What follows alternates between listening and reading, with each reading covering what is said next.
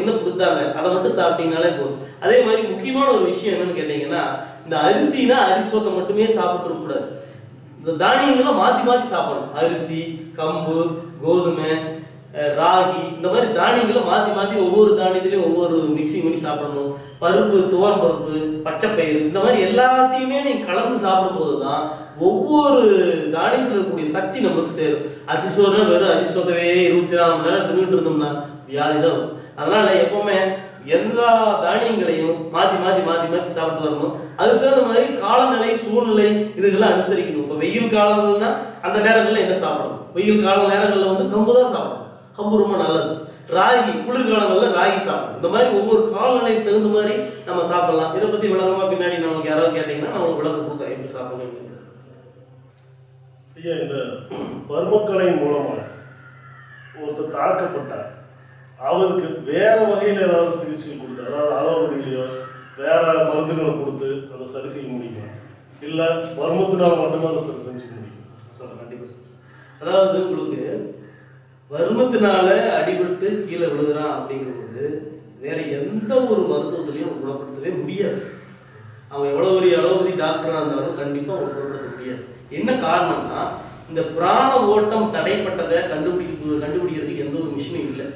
அது வந்து நம்ம மாதிரி இருக்கக்கூடிய இப்போ ஒரு வர்மத்தால் குணப்பட்டு ஒரு அடிபட்டு கிடக்கும்போது என்ன மாதிரி யாரோ ஒரு வர்ம ஆசான் வந்து கண்டிப்பா அவர் கண்டுபிடிச்சிருவார் எந்த இடத்துல அடிபட்டுச்சு அப்படிங்கிற தெளிவா கண்டுபிடிச்சு அவர் உடனே அதைய சரி பண்ணிடுறாரு. அதனால வந்து வர்மத்தால அடிபட்டா இன்னொரு வர்மானி வந்து வர்மக்கலை தெரிஞ்ச ஆசான் வந்து தான் சரி பண்ண முடியும் ஒழிய நம்ம வந்து வேற எந்த ஒரு ட்ரீட்மெண்ட்லயும் அதை குணப்படுத்தவே முடியாது. ரொம்ப கஷ்டம்.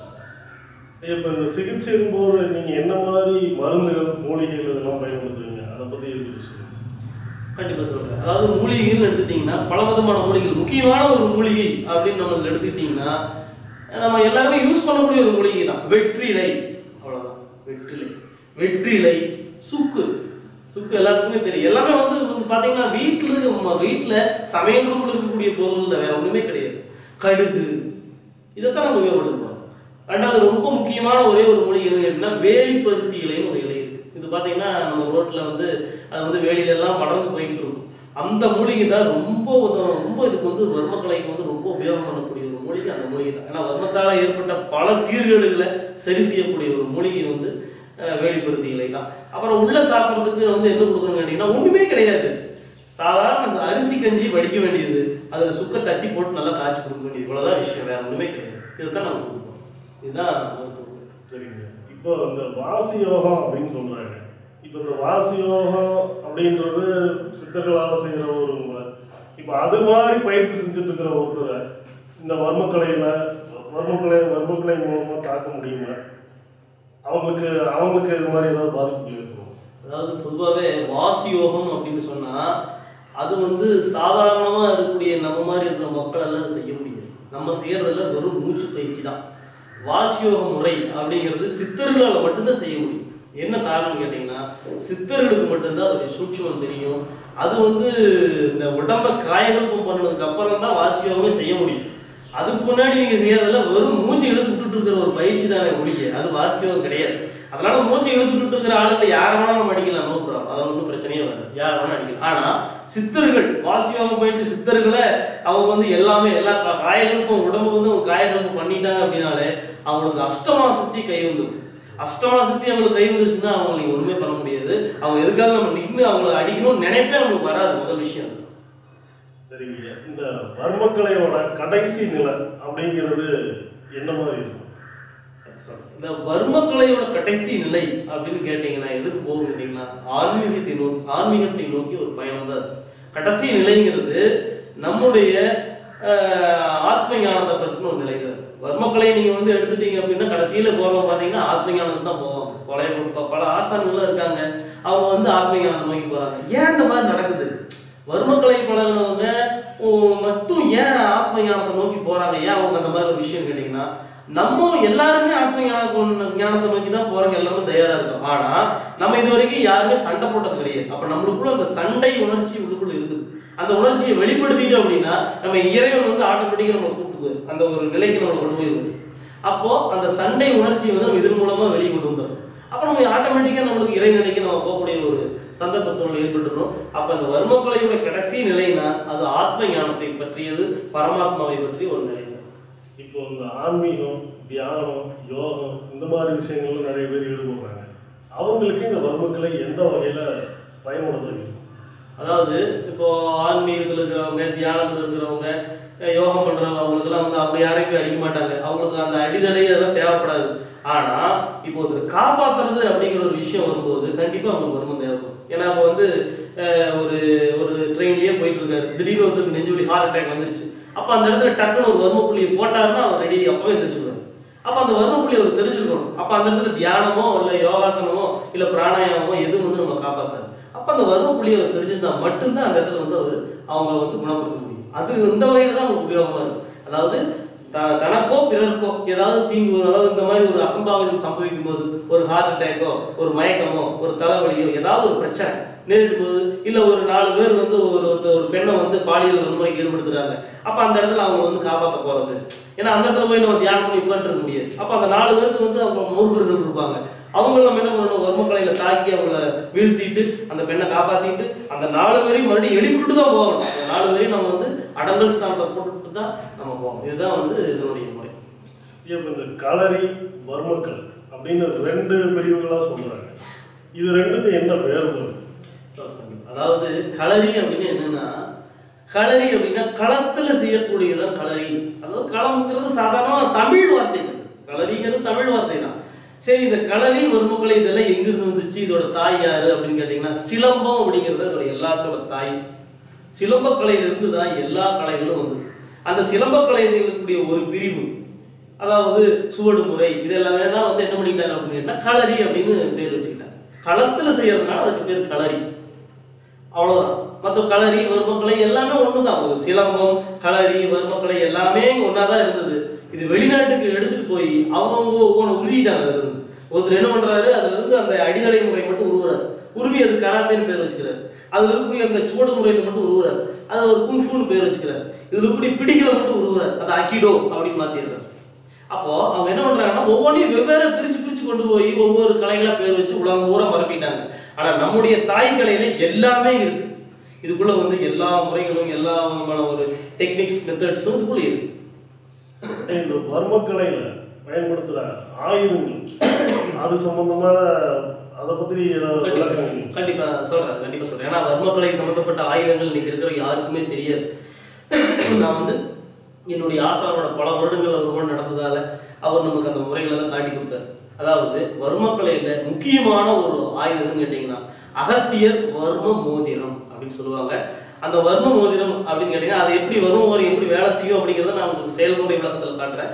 இப்ப அந்த வர்ம மோதிரம் அப்படிங்கிறது கையில நம்ம போட்டுக்கிறோம். போட்டுட்டு உடம்புல இருக்கக்கூடிய அந்த வர்ம புள்ளிகளை லேசா ஒரு தட்டுனாலே ஆள் வந்துருவாங்க. அந்த அளவுக்கு மோசமான ஒரு ஆயுதம். அதே மாதிரி வர்மக்கலையில பயன்படுத்தக்கூடிய ஆயுதங்கள், எந்த ஒரு ஆயுதங்கள் நீங்க அடிச்சாலும் ரத்தமே வராது.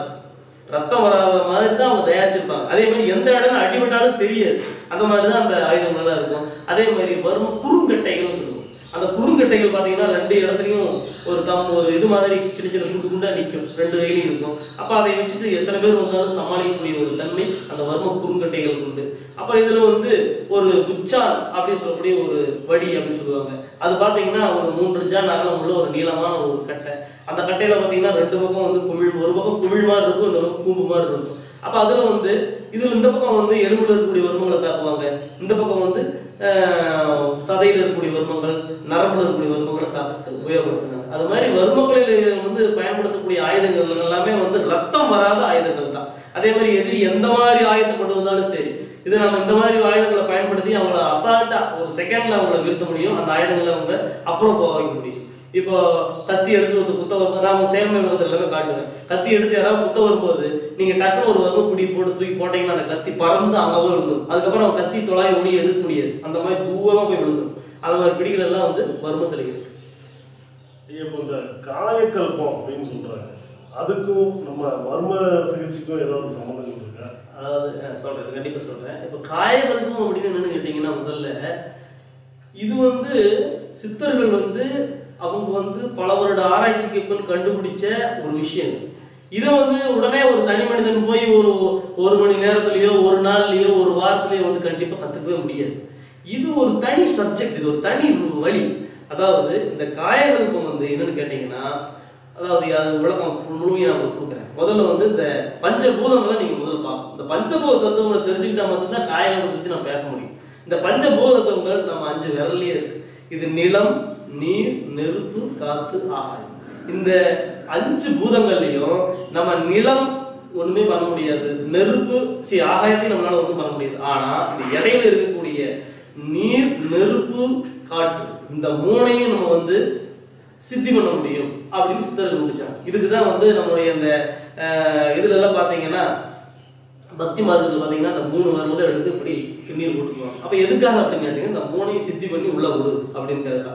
அப்ப இந்த 3ஐயும் எப்படி சித்தி பண்ண முடியும்? நீரையும் நெருப்பையும் காத்தையும் எப்படி நம்ம சித்தி பண்ணிக்கிறது அப்படின்னா, இந்த 3ம் சேர்ந்த ஒரு பொருள் உலகத்துல இருக்கு.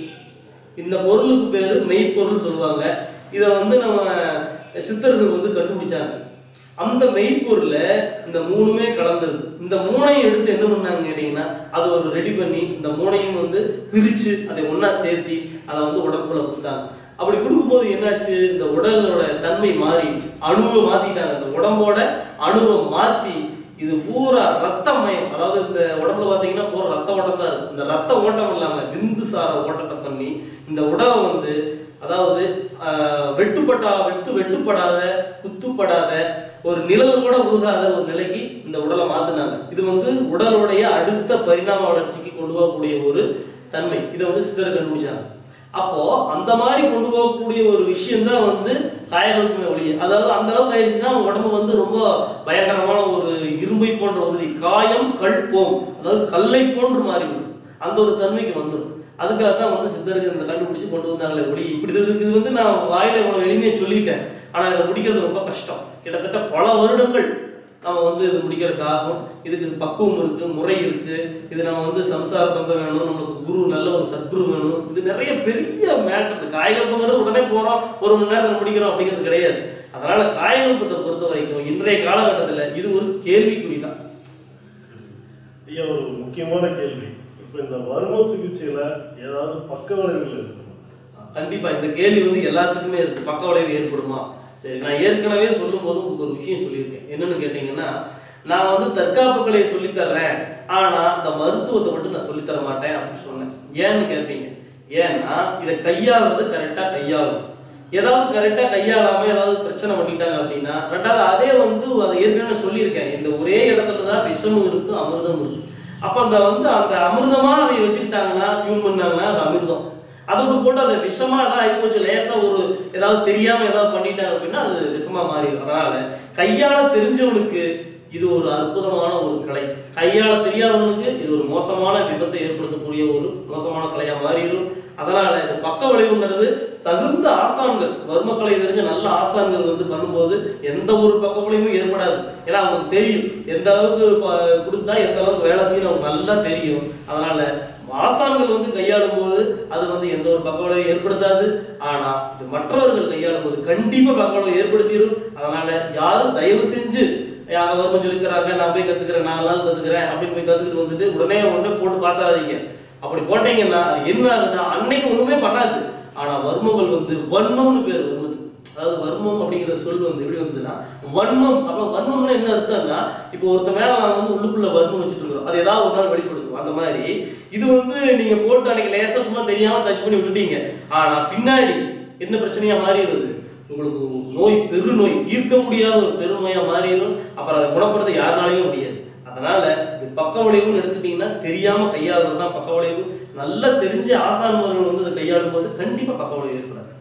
நிறைய விஷயங்கள் சொன்னீங்க ஐயா. உங்களுடைய எதிர்கால திட்டங்கள் என்ன அப்படிங்கிறத சொல்லுங்க. கண்டிப்பா சொல்றேன். என்னுடைய எதிர்கால திட்டம் என்னன்னு கேட்பீங்க. அதாவது என்னன்னு கேட்டீங்கன்னா, இந்த வர்ம கலைக்கு நம்ம ஏதாவது பண்ணணும். இத்தனை நாள் நம்ம வந்து எவ்வளவு கத்துக்கிட்டு, ரொம்ப வருஷங்கள் பல வருடங்கள் ஆராய்ச்சி பண்ணி எல்லாம் கத்துக்கிட்டது சரி. ஆனா இது மக்களுக்கு போய் சேர்றதுக்கு ஏதாவது ஒரு பண்ணணும்னு எனக்குள்ள ஒரு பெரிய ஒரு இது இருந்தது. அப்ப நான் என்ன பண்ணலாம் அப்படின்னு நினைச்சேன்னு கேட்டீங்கன்னா, வர்ம கலைக்குன்னு ஒரு கோயில், வர்மக்கலை டெம்பிள், ஒரு வர்மக்கலை குருகுலம், இந்த மாதிரி ஏதாவது ஒன்று பண்ணணுங்கிறத என்னுடைய எதிர்கால திட்டம். அப்போ அந்த திட்டத்துல வந்து நம்ம என்ன பண்றோம் அப்படின்னு கேட்டீங்கன்னா, அதுக்குள்ள மாணவர்களை சேர்க்கிறோம். இதை ஒரு பாடமுறை, இது ஒரு பாடமுறையா நம்ம கொண்டு வர்றோம். பாடமுறையா கொண்டு வந்து உடற்பயிற்சி கொடுக்குறோம், தற்காப்பை சொல்லித்தர்றோம், மருத்துவத்தை சொல்லித்தர்றோம், எல்லாம் கொண்டு வந்து இதை வந்து பெரிய லெவலில் இன்னும் வந்து ஒரு ஒரு அதாவது சாதாரண பாடம் வந்து ஒரு 10வது வரைக்கும் ஒரு பாடம் வெளியே பயில்றானா இதுலயே 10வது வரைக்கும் கொண்டு வர மாதிரி, இதுலயே பிஹெச்டி பண்ற மாதிரி. ஏன்னா ஆராய்ச்சி இன்னும் நிறைய பண்ண வேண்டியது இருக்கு. இன்னும் நான் பேசுனதெல்லாம் வந்து 100ல் 1 பங்கு கூட நான் பேச கிடையாது, ஒரு 1/4 பங்கு தான் பேசியிருக்கேன். ஆனா இதுல இன்னும் 100க்கு 100 உண்மைகள் ஒளிஞ்சு இருக்குது. இந்த உண்மைகளை தோண்டி எடுக்கணும்னா இளைய சமுதாயத்தில் என்ன பண்ணணும், எல்லாம் ஆராய்ச்சி பண்ணணும். அப்ப ஆராய்ச்சி பண்ணணும்னா இந்த மாதிரி ஒரு ரிசர்ச் சென்டர், ஒரு குருகுலம் வைக்கும்போது அதுல படிக்கக்கூடிய மாணவர்கள் இதை ஆராய்ச்சி பண்ணி அதுல கூட விஷயங்களை பூரா இது பண்ணி எடுப்பாங்க. அப்படிங்கிறதுனால நான் இந்த மாதிரி ஒரு வர்மக்கலைக்குன்னு ஒரு கோயில், எப்படி சாவலின் டெம்பிள் சைனாவில் ஒரு நம்முடைய இவர் போதிதர்மா கொண்டு வந்தாரோ அதே மாதிரி இங்க ஒரு வர்மக்கலைக்குன்னு ஒரு கோயில் அமைக்கணும், வர்மக்கலை டெம்பிள் அப்படின்னு கொண்டு வரது என்னுடைய எதிர்கால லட்சியம். நிறைய விஷயங்கள் சொன்னீங்க. உங்கள்கிட்ட உங்களோட நன்றி தெரிவிச்சுக்கலாம். ரொம்ப நன்றி. நன்றி. பூமி தொடருங்க. சாமா வச்சிருந்தா அது கை மேல தூக்கு. 2 3 1 2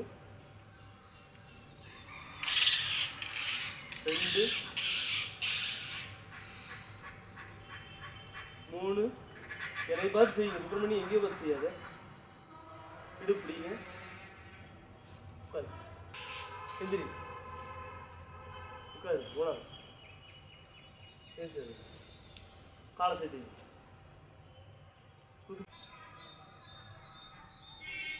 குதிச்சு இடது பக்கம் நிமிர்ந்துருங்க, வலது பக்கம் நிமிர்ந்துருங்க, இடது பக்கம் நிமிர்ந்துருங்க, வலது பக்கம் நிமிர்ந்துருங்க. கொஞ்சம் அகலமா காலை விரிங்க, வேகமா போ. நிமிர்ந்துருங்க, அப்படியே குதிச்சிருங்க. கால் சம வச்சுக்கோங்க. வலது கால் சுத்து. 1 2 3 இடது கால் சுத்து. 1 2 3 கை எப்படி வச்சுக்கோங்க. வலது கால் 1 2 3 இடது கால் 1 2 3 காலை சேர்த்து வச்சுக்கோங்க. சூரிய நமஸ்காரம் வலது பக்கம், வலது பக்கம் கை நீட்டி இடது நின்று வலது நின்று இடது நின்று கைக்கு ஓடுது. காலை மறுபடி இடது கை நீட்டி வலது நேரம் இடது நேரம் வலது கைக்கு ஓடு. கால் அவ்வளோதான். இடது வலது வலது இடது அவ்வளோதான். இடது ஜம்ப் புரி கை மேலே தூக்கி குமிங்க. இந்த பக்கம் ஆப்போசிட் நிமிர்ந்து கை கீழே போடுங்க. காலை பக்கத்து சேர்த்து சுற்றி வைங்க. புதிங்க கை மேலே தூக்கி அந்த பக்கம் புதிங்க. இந்த பக்கம் கை கீழே போடுங்க. அவ்வளோதான். கை கீழே போட்டுருங்க. அவ்வளோதான். இடது அடி வலது அடி இடது அடி இடது வலது அடி இடது அடி வலது அடி போது. இடது அடி வலது அடி இடது அடி வலது அடி இடது அடி இடது வலது குதிச்சு திருப்பி வெட்டி அமர்ந்து மாறி அமர்ந்து. ஓகே அப்படி இருக்கு. ஓகே நான் அவுட்டர் போயிட்டுமா இல்லை? ஓகே. இடது வலது குதிச்சு திரும்பி வெட்டி அமர்ந்து மாறி அமர்ந்து. அப்படியே வலது இடது வலது இடது குதிச்சு எதிர்த்து அமர்ந்து மாறி அமர்ந்து. அடி அடி திருச்சி விட்டு அடி அடி திருச்சி விட்டு அடி அடி திருச்சி விட்டு அடி அடி திருச்சி விட்டு அடி அடி குத்து உத பிடிச்ச அடி.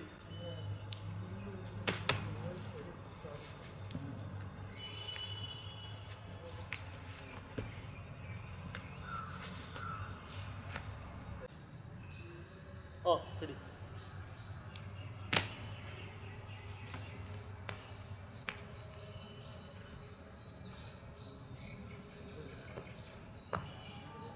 அடிதட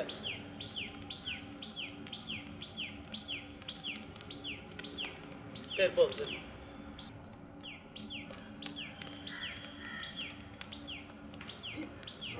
போதும்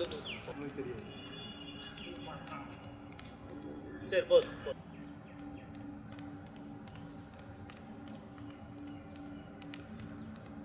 ஓகே போதும். ரெடி அடிங்க.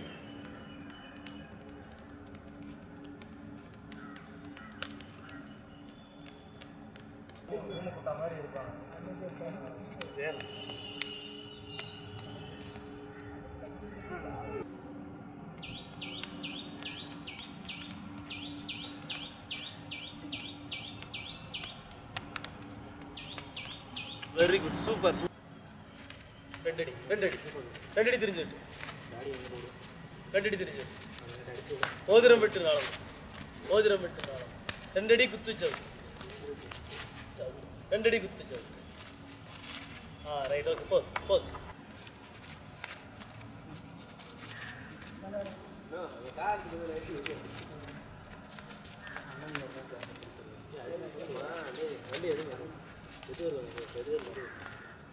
Okay ready. 1 2 3 4 1 2 3 4 1 2 3 4 1 2 3 4. Okay 1 2 3 4 1 2 3 4 1 2 3 4 1 2 3 4. Okay ready ready.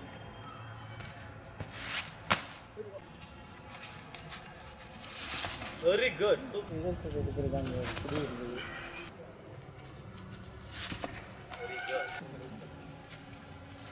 Okay, very good. Adi. Very good. Very good. 2 3 4 5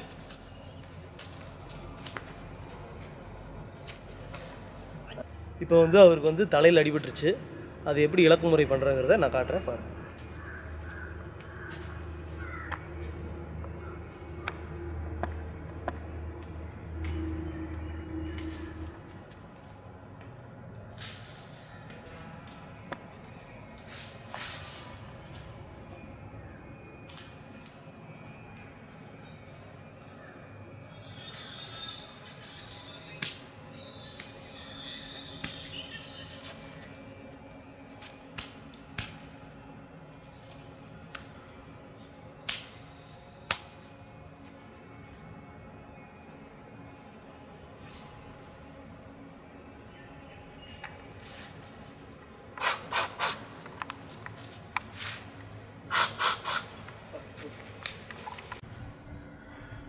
குத்துங்க.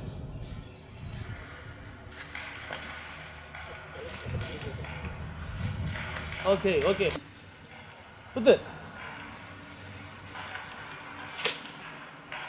விட்டு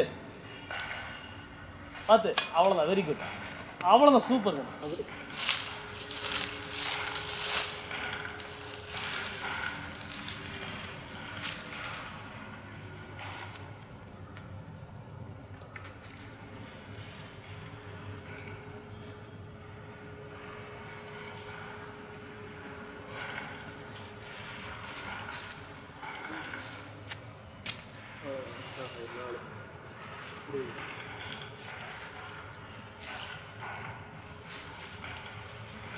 அப்படியே 16 போட்டுக்கு மாறு 16 சரி ஓகே போது அப்படியே எழுதிட்டு படம் ஏன் போடு 16 போடலாம் இருக்கிற இடத்துக்கே போடலாம்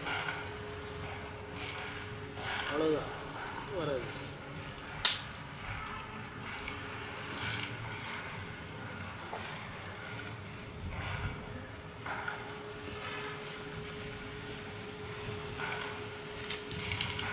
வெரி குட் சூப்பர் சூப்பர்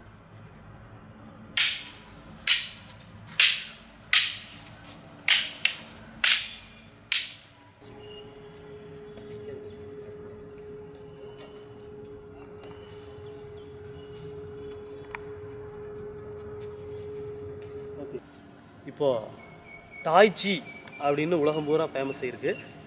அந்த ஒரு கலை வந்து இங்கிருந்து தான் போனது. அது எப்படி இங்கிருந்து போச்சு, அது எப்படி எல்லாம் யூஸ் ஆகிருக்கீங்க அப்படிங்கிறத உங்களுக்கு காட்டுறேன் பாருங்கள்.